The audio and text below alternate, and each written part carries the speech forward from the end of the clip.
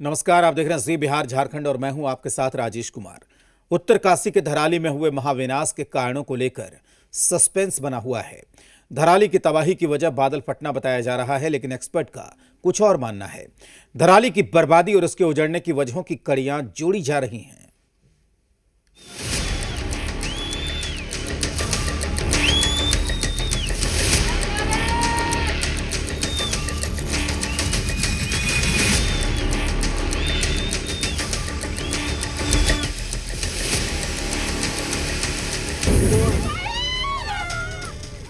तस्वीरें उत्तरकाशी के धराली की बर्बादी बयां कर रही हैं।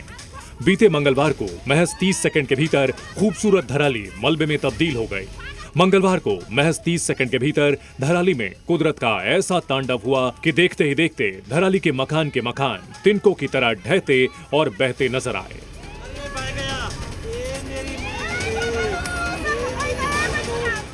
धराली में तबाही का ऐसा मंजर आया जिसने ऐसी बर्बादी मचाई, सब कुछ उजड़ गया।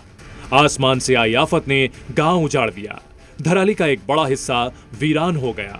बड़ी संख्या में लोग अभी भी लापता हैं और बड़े पैमाने पर रेस्क्यू जारी है। सवाल ये उठ रहा है कि आखिर उत्तरकाशी के धराली में हुए इस महाविनाश की असल वजह क्या है। हैरान करने वाली बात यह है कि मौसम विभाग की साइट पर इतनी बारिश दिखाई नहीं गई जिसे बादल फटने जैसे हालात कहा जा सके। एक्सपर्ट भी इसे बादल फटने की घटना नहीं मान रहे हैं। पिक्चर में देख सकते हैं सैटेलाइट माध्यम से यहाँ पर काफी अच्छा क्लाउड का कवर बना हुआ दिख रहा है। ये स्थिति कल से थोड़ी सी भिन्न है। कल जो है यहाँ पर और भी ज्यादा इंटेंस और डेंस क्लाउड्स जो है वो बने हुए थे उत्तराखंड के ऊपर। आज जो इनका मूवमेंट थोड़ा सा ईस्टवर्ड और थोड़ा साउथवर्ड हुआ है।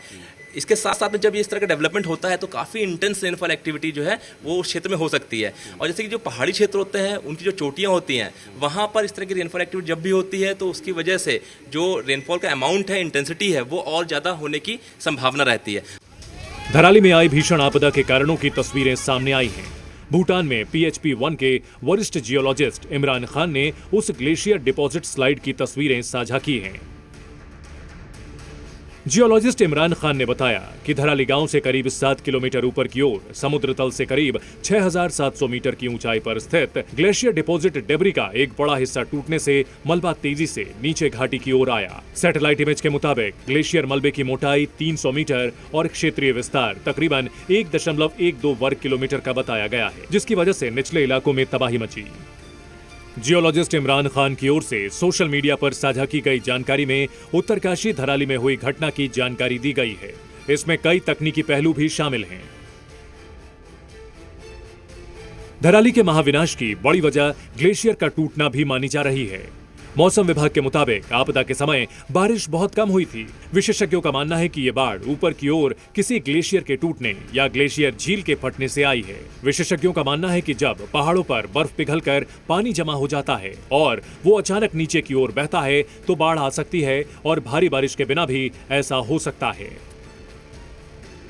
पहाड़ी इलाकों में पिछले करीब एक दशक से बादल फटने की घटनाओं में तेजी से इजाफा हुआ है। एक अनुमान के मुताबिक अब उत्तराखंड और हिमाचल प्रदेश में 1.5 गुना से ज्यादा बादल फटने की घटनाएं हो रही हैं। पहाड़ों पर बादल फटने की ये घटनाएं मानसून की बारिश के दौरान ही होती हैं। आपका किसी इलाके में, छोटे से इलाके में आपका जो बारिश है वो एक मापदंड से ज़्यादा हो जाए उस पीरियड के, तब हम उसको क्लाउड बस्ट कहते हैं। और ये प्योरली एटमॉस्फेरिक प्रोसेस है जिसमें कि जो कि कहीं भी हो सकता है। ऐसा नहीं है कि हाँ जो बैरियर्स हैं, मतलब जैसे जो घाटियाँ हैं या जो हिमालय का क्षेत्र है जहाँ पे कि मानसून जो है वो अवरुद्ध होता है तो वहाँ पे उसकी संभावनाएं ज़्यादा होती हैं। लेकिन क्लाउड बस्ट आपने देखा है कहीं और भी, जैसे बॉम्बे में जो फ्लड आई थी। पहाड़ी इलाकों में अब क्लाउड बस्ट एक सामान्य आपदा बन गई है। तेज ढलानों, कमजोर जमीन और भारी बारिश की वजह से पहाड़ी इलाकों में इसका असर ज्यादा घातक होता है और जब इस तरह की घटनाएं होती हैं तो सड़कें, पुल, घर और जिंदगियों पर बनाती है।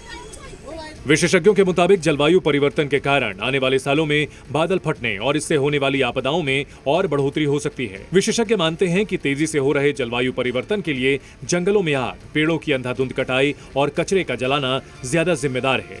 साथ ही विशेषज्ञ पहाड़ों पर ज्यादा वाहनों और ज्यादा पर्यटकों के आने, जंगलों में अवैध निर्माण के लिए भी इसका कारण मान रहे हैं। धराली में हुए महाविनाश पर विशेषज्ञों की अपनी अपनी राय है।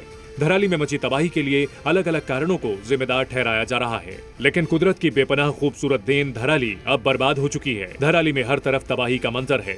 रेस्क्यू ऑपरेशन लगातार जारी है और मलबे में जिंदगी खोजने की जंग लड़ी जा रही है। ब्यूरो रिपोर्ट, जी मीडिया।